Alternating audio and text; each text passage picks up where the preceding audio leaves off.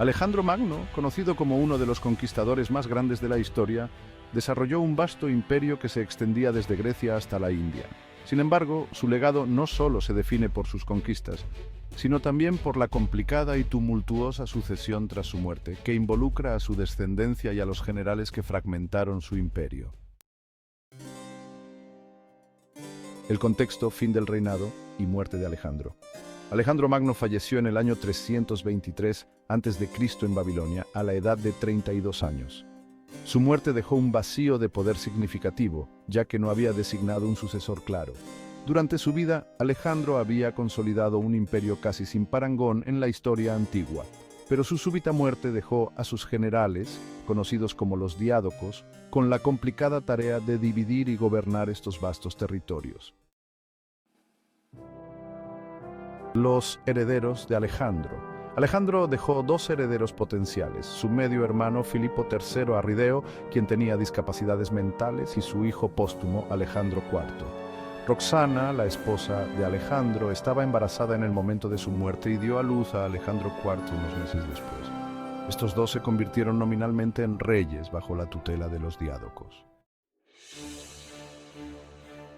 El papel de los diádocos. Los diádocos eran los generales de confianza de Alejandro, quienes después de su muerte se dividieron su imperio en guerras sucesorias conocidas como las guerras de los diádocos.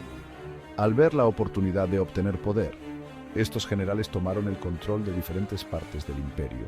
Ptolomeo aseguró que Egipto, Seleuco se afianzó en Babilonia y más tarde en Siria y Persia, mientras que Casandro tomó el control de Macedonia y Grecia. La vida de Alejandro IV y Filipo III fue precaria desde el inicio. Aunque eran reyes de nombre, el verdadero poder lo ejercían sus tutores. Perdieron el favor rápidamente a medida que los diferentes generales buscaban consolidar su poder de forma independiente. Presionados por la ambición de las facciones más poderosas, ambos fueron asesinados. Filipo III fue ejecutado en el 317 a.C., bajo las órdenes de Olimpia, la madre de Alejandro, en un conflicto político. Alejandro IV fue asesinado a temprana edad por órdenes de Casandro en el 310 a.C., quien buscaba eliminar cualquier futura reclamación al trono por parte de la línea legítima de Alejandro. 5. El legado de Alejandro a través de los Ptolomeos. A pesar de la trágica desaparición de sus herederos directos, el legado de Alejandro vivió de manera interesante a través de la dinastía ptolemaica en Egipto. Ptolomeo I, uno de sus generales más influyentes, se proclamó faraón y fundó una dinastía que gobernaría Egipto durante casi 300 años. Este reino se distinguió por la fusión cultural greco-egipcia, simbolizada por la construcción de la Gran Biblioteca de Alejandría y el Faro de Alejandría. Los Ptolomeos presidirían una de las culturas más ilustres del mundo antiguo hasta la llegada de los romanos.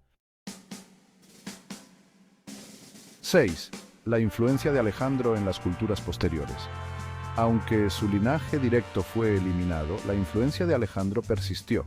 El periodo helenístico, iniciado por su reinado, vio el florecimiento de la cultura griega a través de Asia, con la fundación de ciudades con su nombre y la propagación de ideas y tecnologías. Esta difusión cultural fue uno de sus logros más duraderos, moldeando gran parte de la futura historia cultural y política del Mediterráneo y Oriente Medio. 7. Alejandro en la historia y leyenda. En la posteridad, Alejandro se convirtió en una figura legendaria. Su vida y conquistas inspiraron historias incontables, desde las crónicas medievales hasta epopeyas literarias en todo el mundo.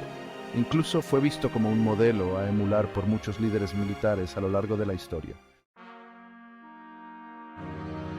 En resumen, la descendencia directa de Alejandro Magno no logró sostener su imperio. Sin embargo, su impacto cultural y político dejó huellas indelebles. Las luchas de sus herederos y generales transformaron el mapa político del mundo antiguo, y su legado continuó influyendo a civilizaciones posteriores durante siglos.